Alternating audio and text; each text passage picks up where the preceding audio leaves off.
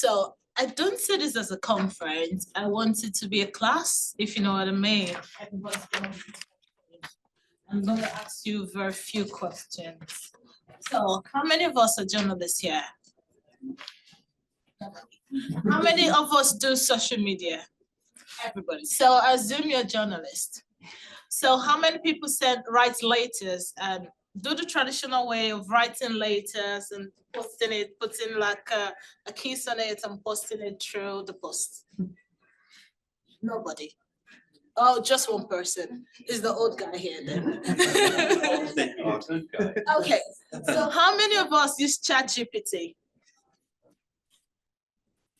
Everybody, I guess. How many people use Cloud Sonnets? No. Okay.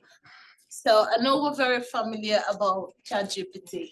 How many of us have used ChatGPT and saying that it has made some errors? Everybody. Good. So just one more question. When you use ChatGPT, do you read it? Do you read what ChatGPT has written? Yeah. Do you read it? Like, honestly, do we really read it? Because most times what happens is we don't really pay attention. We just send it through. Is that the case? Okay. So now in journalism, we're going to be talking about AI-powered journalism and how technology is reshaping the newsroom. So I've been in journalism for more than 15 years. And I kind of miss the way we used to do the old journalism when we go out to take the mic out and we ask people questions. We don't use AI.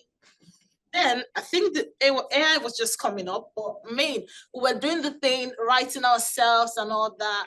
There were more jobs, but now AI is taking journalism. Everybody on the street is a journalist. Something happens and everybody brings out the phone like, oh, what's happening here? And you just see it online. So it's kind of changing the way things are. And believe you me, people no longer have jobs in journalism. We are crying for jobs. That's one. I take it to the next slide. This is quite hard, trust me. So on here, this is trust.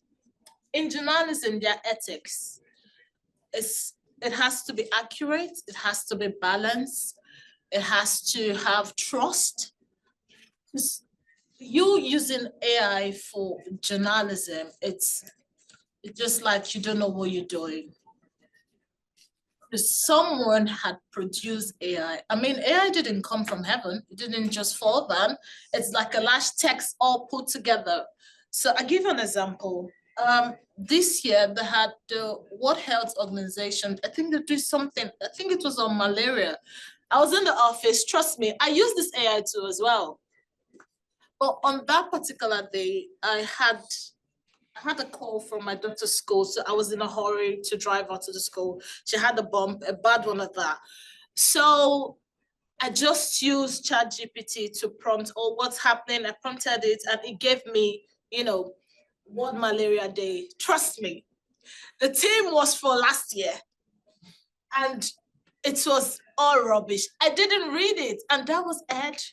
I almost lost my job because of that. There was no human oversight. So for any of us to use ChatGPT, we need to check what we're doing. We can't just, put it out there like that, because it is something that someone had used before that you're using. It has lots of plagiarism in it. The text sometimes are not correct. Trust me. Anytime you use ChatGPT, it's a bomb. It's always a bomb, especially in the newsroom. So for speed, it's really, really fast. I mean, it makes the job easy. Everybody just go there, you just prompt it and it gives you what you want, makes it sweet. But for the future of news, where is AI taking us to? Guys, where do you think we're going to with this AI thing? Does anyone know? Misinformation. Yeah? Any other person? So I give an example. I have two daughters. One, she's almost 10 and another's 5. My 10-year-old, she's the share lady of ChatGPT. As small as she is, she doesn't want to do anything any longer. Mom, why do you have to do it when it's just gonna write? Why? She doesn't want to read because she feels, oh, there's ChatGPT there. She doesn't want to do anything because of these tools. So these tools are actually, damaging our brains, if you know what I mean. They've taken the whole traditional way of reading.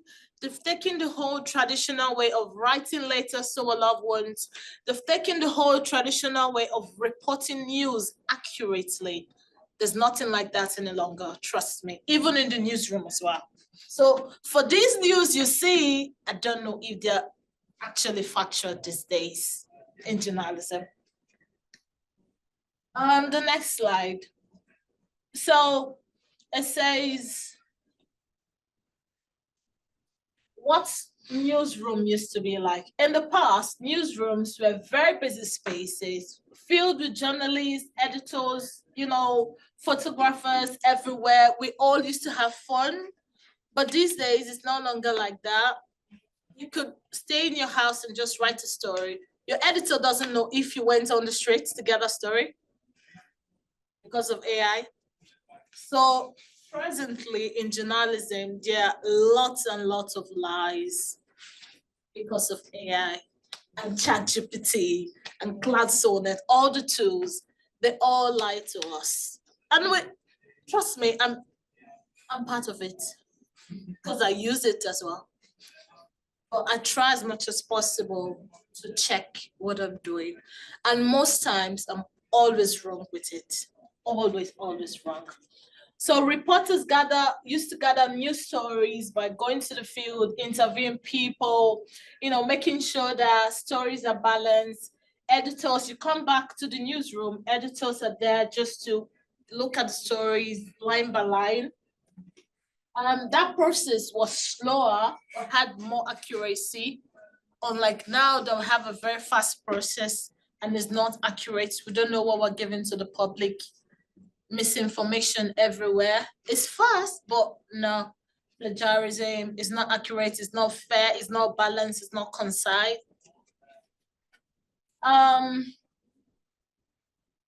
So for the digital transformation and the early role in automation, what's the big shift? As the internet took off, newsroom had to adapt. There were no longer journalists that would, come from the house. So I feel journalism is not about just writing, it's about making friends, having very concrete information, making sure that the stories are balanced, if you know what I mean. But presently, journalists just want to make money. Every journalist wants to make money. They do more of social media. They do more, they want to interview big people because of the gifts they get from them. No one wants to go on the streets. How many of you have seen people really taking their mics, going on the streets for free? Everybody wants to make money. They want to wear fine dresses, drive big cars and all that, So that's what is happening in journalism, all because of AI. The next one, so the rise of AI in editorial decision-making, content creation, and data analysis. So it says, AI tools are becoming essential in modern newsrooms. We agree. Do they help us? They don't help us. AI helps editors to decide which story to promote based on data about what readers want to hear. So everybody wants to hear good music. Nobody wants to hear bad news. Right. So some people don't watch CNN. Do you know why? Do you know why some people don't watch CNN? Does anybody have any idea? So they don't get bad news. Yes, because they don't want to hear bad news. They prefer taking papers from the bus. Because if you look at it, there are no so much bad news on newspapers, unlike television. Why do you think that is? You have any idea? Because they want to make money. Bad news makes more money. You know what I mean? But the good news don't make any money. Yeah, good news don't make any money. So if you see something happening on the street, for example, if you see like a police officer harassing someone, what do? Start filming it. Good. You just bring your phone out. Oh yeah, I'm gonna record you. I'm gonna do that. And you send it over.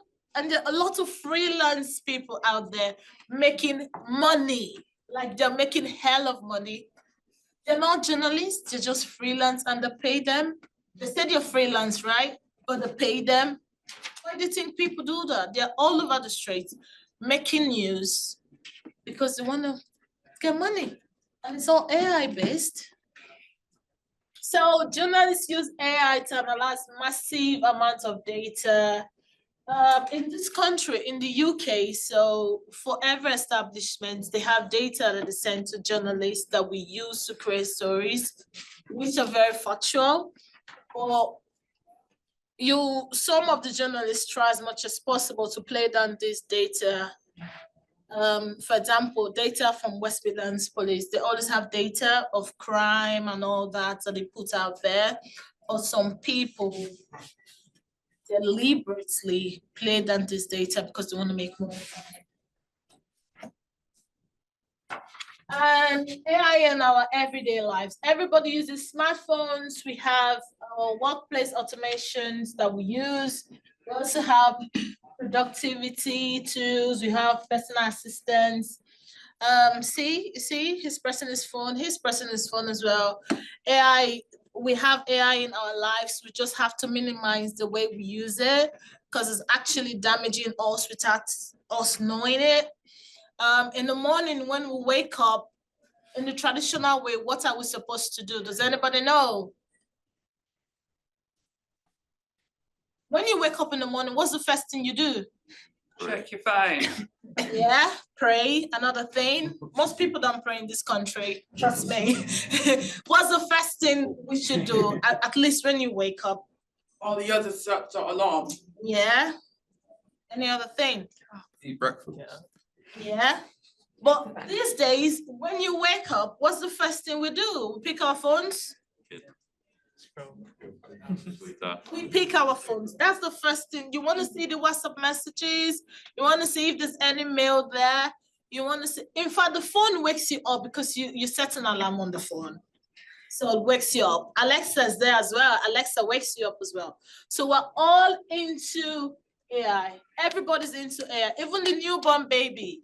Yeah, they all do AI. They do AI from the stomach right now. Trust me. Trust me. So smartphones, AI-powered devices like thermostats, like lights, like security systems, will all use AI. But the only thing I want us to know today is that we have children coming up. And these AI tools are affecting children. Trust me, they're affecting my children. They want to use the tab, but they don't want to read books on the tab.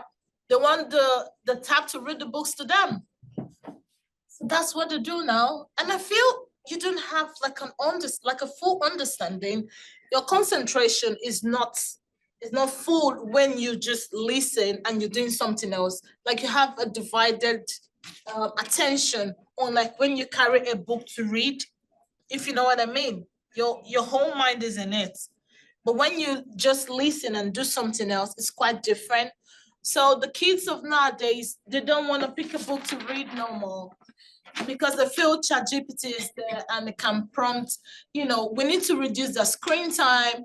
We need to do a lot for these kids because in 10 years time, it's going to be more than AI. Maybe it should be AAI by then. So the next slide is key AI technologies in journalism. We have NLP, which is natural language processing, like ChatGPT, like for story generation. Machine learning, we have automated reporting tools. We also have images and video recognition. We have deepfake detection. We have a lot in AI. I am not saying we cannot use AI. We can all use it, but we really, really need to use our brains sometimes. I know, like they say, oh, when you eat almond, you need to think, you think very well, your brain is active, eating almond. But for AI, when you use AI, your brain is not active, trust me. Because it just runs for you, you just get it, you just use it, you feel it's okay, but trust me, if you put that on Grammarly or turn it in, you won't use it again. So bias in AI algorithm, AI models are trained on a large data set. So somebody or a group of people have put steps together to produce something for them. That's what AI is. So it just gives you results. It will give you results. If you go to probably ChatGPT and say, okay, how many people were killed today? Trust me, it's going to give you results. It will give you results of how many people, the day is not over, but it's going to give you results of how many people have been killed today, which is not factual and accurate. So human oversight and editorial responsibility, it is very, very important in every newsroom, in every organization, not just in journalism, in every NHS, in every national highways, West Midland Police. It's very, very important that there's someone there to check everything that's coming through these AI machines. Human oversight is very important. And I want to put it out to us today. Does anybody have kids here? Do we have kids at home? I want you to try as much as possible to check what your children are using their screens for. Very, very important, because this AI tool, they do a lot. They do a lot to children as well. Yes, they make them smart, they make them think, but they are kids, they need to think these things out. I know we're older people, so probably our brains are going down a bit, but for kids, they need to think, they need to produce things, they need to do things themselves, they need to write things out themselves. It makes them more intelligent. So the role of journalism, the role of journalists in the AI era. Journalists, they're actually doing a lot using AI. They're producing more fake stories. They're producing more stories that editors are not. When you have so much stories in the newsroom, you won't be able to look at all of them. Trust me, you are a human being, you'll be tired as well. So you could just look like preview like 1, 2, 3, 4, 5, 6 stories, and the rest you just let it go. And it's not factual, it's not accurate.